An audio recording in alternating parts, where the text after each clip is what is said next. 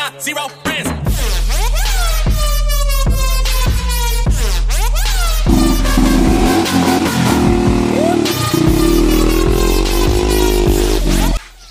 কেমন সবাই আশা করি সবাই ভালো আছো গাইস দেখতে পাচ্ছ আমার বাইকটা কিন্তু রেগুলার নষ্ট হয়ে যায় এর কারণ হলো আমি বাইকটা রেগুলার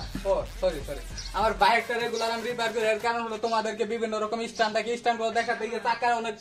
অনেক ক্ষয়ক্ষতি হয় এর জন্য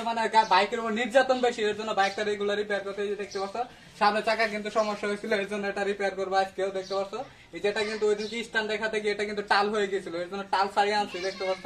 আর এখন এটা আমরা চাকা চুকা সবকিছু তুলবো এই যে এখানে এখন দেখতে পাচ্ছি এই যে এটা চাকাটা এই যে রিং এর ভিতরে তোলার জন্য যেসব পার্ট দরকার দেখতে পাচ্ছ লিভার এই যে এটাকে বলে লিভার এটা নিয়ে আসছি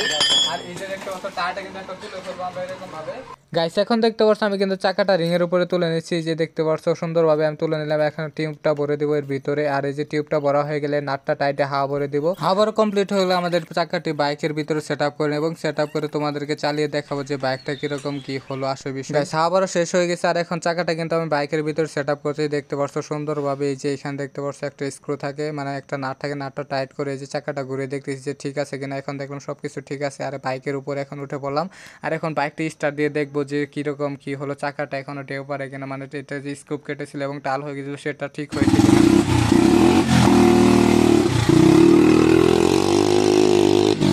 তো গাইস ফাইনালি দেখতে পাচ্ছ আমাদের বাইকটা কিন্তু পুরোপুরি রিপেয়ার করা কমপ্লিট হয়ে গেছে আর এখন আমি তোমাদেরকে বাইকটা চালিয়ে দেখালাম যে কি হয়েছে কি আসে বিষয় দেখলাম বাইকটা চালিয়ে সবকিছু ওকে আছে তো গাইস ভিডিওটি এই পর্যন্ত দেখা হচ্ছে নেক্সট ভিডিওতে।